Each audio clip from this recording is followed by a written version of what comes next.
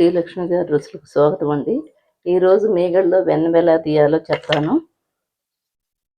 వెన్న తీయటం కూడా ఈమె చెప్పాలని మీకు అనుకోవచ్చు, కానీ నేను మొన్న ఒకరింటికి వెళ్ళాను. ఆ పాప కంట్రీ డిలీట్లో పాలు తీసుకుంది, దాంట్లో మీగడ వస్తుందని మీగడ తీసి పెట్టింది. కానీ వెన్న తీయటానికి ఆ పాప ఎంత హంగామా చేసిందో నేను కళ్ళారా చూశాను కాబట్టి ఇది పెడుతున్నాను. ఏం లేదండి, మనం రాత్రి తీసి పెట్టాను నేను మీగడ ఫ్రిడ్జ్లో నుంచి. ఇలా ఒక 2-3 మినిట్స్ తిప్పితేనే మనకి వెన్న వచ్చేస్తుంది. కొంచెం వాటర్ వేసుకుంటా తిప్పేస్తే అయిపోతుంది.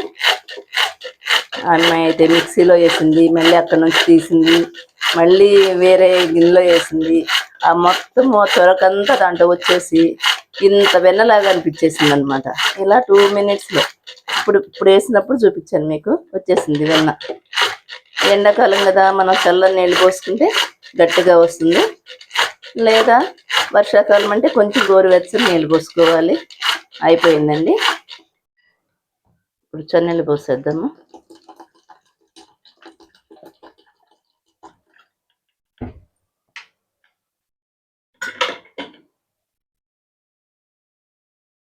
వచ్చేసిందండి వెన్న. ఆ పాప అయితే ఎంతసేపు చేసిందో, మధ్యాహ్నం నైట్ చేసింది, మిక్సీలో వేసింది, అంతా చేసిందనమాట. ఇప్పుడు ఎండాకాలం కదా, మనకి ముద్దగా రావడానికి రాదు, కొంచెం ఇలా లూజే ఉంటుంది. మనం ఇలా తీసేసుకొని దీన్ని మనము నెయ్యి చేసుకోవచ్చు. చాలా సింపుల్ అండి. నైట్ తీసి పెట్టుకుంటే 2 మినిట్స్ ఏను. అందరూ ట్రై చేయండి. తెలియని వాళ్ళు, ఎవరికి తెలియదని కాదు, తెలియని వాళ్ళు ట్రై చేయండి, తెలిసిన వాళ్ళు అవసరం లేదు. తెలియని వాళ్ళకి, కొత్త వాళ్ళకే నేను చెప్తున్నాను. ఇదిగోండి, వెన్న రెడీ అయిపోయింది.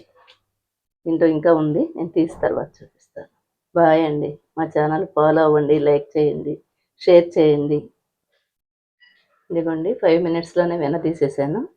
ఒక్క గిన్నె మనం చిలికింది. మజ్జిగ చిలికే కవ్వం అందరి ఇళ్ళల్లో ఉండాలండి, అది అదృష్టం అంటారు, లక్ష్మీదేవి స్వరూపం అంటారు. మనం గృహప్రవేశం వచ్చేసేటప్పుడు కూడా మనకి మజ్జిగ కవ్వం తీసుకొస్తాం కొత్త ఇంట్లోకి. ప్రతి ఒక్కరూ ఇంట్లో ఒక కవ్వం ఉంచుకోండి. అది ఎప్పుడో మన తాతలు అమ్మమ్మల కాడి నుంచి వచ్చే పద్ధతి, దాన్ని ఫాలో అవుదాము. బాయ్ అండి.